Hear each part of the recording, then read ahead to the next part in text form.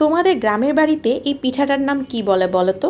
আমার গ্রামের বাড়িতে মানে 14 গ্রাম কুমিল্লায় এই পিঠাটাকে তো খোলা পিঠা বলে থাকে।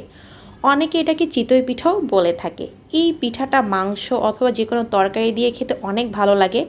এছাড়াও এটা আমরা কাঁচামরিচ, ধনেপাতা, পেঁয়াজ দিয়ে পাটিসাপটার মতো করে খাই, অথবা এটা কিন্তু আমরা কাঁচামরিচ, ধনেপাতা দিয়েও খাই।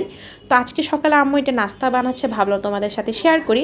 ফার্স্টে আম্মু এখানে 3 কাপ পরিমাণ চালের গুঁড়া নিয়ে নিয়েছে, পরিমাণ মতো লবণ নিয়ে নিয়েছে, ধনেপাতা কুচি করে নিয়ে নিয়েছে, আর 2টা ডিম দিয়ে দিয়েছে।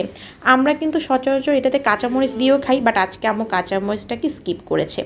পরে সব কিছু দেওয়ার পর এখানে হালকা কুমকুম গরম পানি দিয়ে এটাকে এখন ভালো করে মিক্সড করে নিচ্ছে। একদম ঠান্ডা পানি দেওয়া যাবে না, আর একদম বেশি গরম পানি দেওয়া যাবে না, তাহলে কিন্তু এই মানে মিশ্রণটা সেটা কিন্তু একদম বেশি কী বলবো সিদ্ধ হয়ে যাবে। তো হালকা হালকা অল্প অল্প গরম পানি দিয়ে এখন এটাকে আম্মু ভালো করে মিশিয়ে নিচ্ছে। মানে আমি জানি না কে কে এই পিঠাটা চিনো বা খেয়ে থাকো, বাট ট্রাস্ট মি এই পিঠাটা অনেক বেশি মজা হয়ে থাকে। এটা কিন্তু শীতের সময় দেখবে অনেকে রাস্তার কিনারে বানায়, অনেকে এটাকে চাপটি বলে, অনেকে উবাহ পিঠা বলে, মানে যে যাই বলে আর কি। তো পরে আম্মু এখানে একটা ফ্রাইং প্যান বসিয়ে দিয়েছে, বসিয়ে দেওয়ার পরে এখানে এক এক করে এই পিঠাটা বানিয়ে নিচ্ছে। আমরা তো মাঝে মধ্যে রাতের বেলা কিছু খেতে না ইচ্ছা করলে তখনও এই পিঠাটা বানিয়ে খাই।